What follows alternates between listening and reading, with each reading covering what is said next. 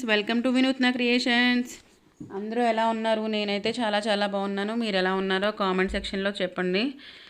ముందుగా అందరికీ శ్రావణ శుక్రవార శుభాకాంక్షలు. ఈరోజు నేను చాలా వెరైటీస్ చేశాను. ఆ వెరైటీస్ అన్నీ ఒకే వీడియోలో పెడితే కనుక మీకు చూడడం కష్టం అవుతుందని ఏ వీడియోకి ఆ వీడియో సపరేట్గా పెడుతున్నాను అనమాట. ఆల్రెడీ నేను రవ్వ కేసరి ప్రసాదం పెట్టాను కదా, ఇప్పుడు పూర్ణం బూర్లు రవ్వ బూర్లు పెడుతున్నాను. రవ్వ కేసరిని ఆ వీడియోలో చూసి మీరు అది చేసుకున్న తర్వాత బూర్లు ఎలా వేసుకోవాలో ఈ వీడియోలో చూడండి. ఈ బూర్లు చూసారా ఎంత బాగా వచ్చాయో. ఈ బూర్లు చేయడానికి ఫస్ట్ ముందు రోజు రాత్రి 1 గ్లాసు మినపప్పు, 2 గ్లాసుల బియ్యం నానబెట్టుకోవాలి. దీంతోపాటు 1 గ్లాసు పచ్చిశనగపప్పు, 1 గ్లాసు కాదు 2 గ్లాసుల పచ్చిశనగపప్పు పడుతుంది. అదిగోండి, పచ్చిశనగపప్పు నేను కుక్కర్లో పెట్టాను అనమాట. ఇది బాగా ఉడికిపోవాలి మెత్తగా. ఒక 4-5 విజిల్స్ వేసుకుని వచ్చినా పర్వాలేదు. పప్పు కూడా నేను రుబ్బు పెట్టేసుకున్నాను, అది మీకు వీడియో తీయలేదు నేను. ఇదిగోండి విజిల్ వచ్చేసింది. ఇదిగోండి ఈ విధంగా ఉడికిందనమాట శనగపప్పు. దీంట్లోనే బెల్లం కూడా నేను తురిమేసి వేసేసాను ఇప్పుడే. ఇది బాగా దగ్గరికి అయిపోవాలి. ఇప్పుడు బెల్లం కరిగిన తర్వాత వాటర్ వస్తాయన్నమాట. ఆ వాటర్ అంతా డ్రై అయిపోయి గట్టిగా అయ్యే వరకు దీన్ని కుక్కర్లో ఉంచి తిప్పుకుంటూ ఉండాలి. దీంట్లోనే ఇలాచి పౌడర్ అవి కూడా వేసుకోవాలి. 1/2 కేజీ శనగపప్పుకి 1/2 కేజీ బెల్లం పడుతుంది. 1:1 రేషియో అనమాట. రవ్వ బూర్లు ఇందాక రవ్వ కేసరి చూపించాను కదా, అది మనం ఇలా ఈ విధంగా ఉండలు చేసుకుని పెట్టుకోవాలన్నమాట. ఇంకా గట్టిగా అవ్వలేదు, అందుకే కొంచెం అలా ఉండ సరిగ్గా రాలేదు. ఇవి నేను ఆరిన తర్వాత చేతితో సరి చేసుకుంటూ బూర్లు వేసుకుంటాను. పూర్ణంది కూడా రెడీ అయిపోయింది, అది తీసుకుని పక్కన పెట్టుకున్నాను. అది కూడా ఉండలు చేసుకుని పెట్టుకున్నాను. ఇప్పుడు స్టవ్ మీద బాండి పెట్టుకుని దాంట్లో ఆయిల్ పోసేస్తున్నా. చూడండి, ఇది దోశ పిండి ఎలా ఉంటుంది, దోశల పిండిని ఇడ్లీ పిండిలా రుబ్బుకోవాలన్నమాట. గట్టిగా ఉండాలి కానీ మెత్తగా ఉండాలి పిండి. గట్టిగా అంటే వాటర్ పోయకూడదు అనమాట. అలా రుబ్బుకుంటేనే మనకి బూరి చేదకుండా చక్కగా నీట్గా వస్తుంది.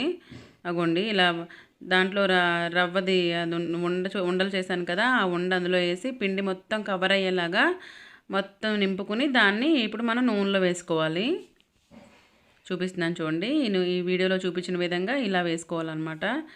మనం ఒక పక్కన గ్యాప్ ఉంచినట్లయితే కనుక మొత్తం రవ్వ మొత్తం బయటకు వచ్చేస్తుంది. అందుకని చాలా కేర్ఫుల్గా వేయాలి బూరెలు వేసేటప్పుడు మాత్రం.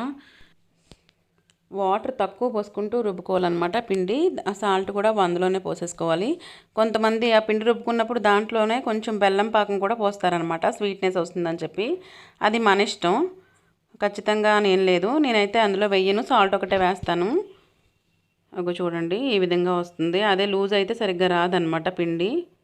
చూడండి ఈ విధంగా బూర్లన్నీ వేసిన తర్వాత అవి మనం తిప్పుకుంటూ, అంటే అలా వదిలేస్తే ఒక వైపు నల్లగా అయిపోతే ఇంకో వైపు ఫ్రై అవ్వనమాట. గరిటతో అటు ఇటు తిప్పుకుంటూ బాగా ఫ్రై చేసుకోవాలి.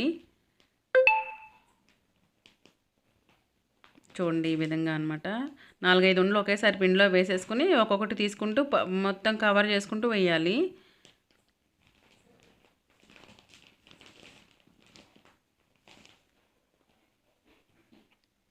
గ్యాప్ ఉన్నప్పుడు కూడా మనం వేస్తూ వేగని తీస్తూ అలా వేయాలి, లేకపోతే మనకి టైం వేస్ట్ అయిపోతుంది అనమాట. అవన్నీ వేగే వరకు అలా ఉంటే. రవ్వ బూరెలు అయిపోయినాయి, ఇప్పుడు పూర్ణం బూరెలు కూడా వేసేస్తాను. అది ఎలా వేయాలో కూడా చూపిస్తాను. అంతే, 2 సేమ్ ఒకేలా వేయాలనుకోండి, కానీ మీకు చూపిద్దామని చెప్పేసి అది కూడా వీడియో తీసాను అనమాట సపరేట్గా. ఇదిగో చూడండి ఫ్రై అయిపోయినాయి, తీసేస్తున్నాను. ఇప్పుడు పూర్ణం బూరెలు వేస్తాను. అదిగోండి ఈ విధంగా పూర్ణం బూరెలు వేసుకుంటే సరిపోతుంది.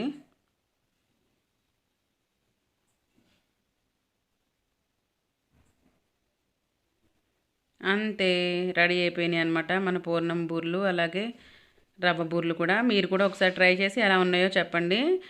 మీకు నా వీడియో నచ్చినట్టయితే లైక్ చేయండి, షేర్ చేయండి, కామెంట్ చేయండి, సబ్స్క్రైబ్ చేయండి. కొత్త వీడియోతో మళ్ళీ కలుద్దాం. సబ్స్క్రైబ్ చేయడం మాత్రం మర్చిపోవద్దు. Bye friends.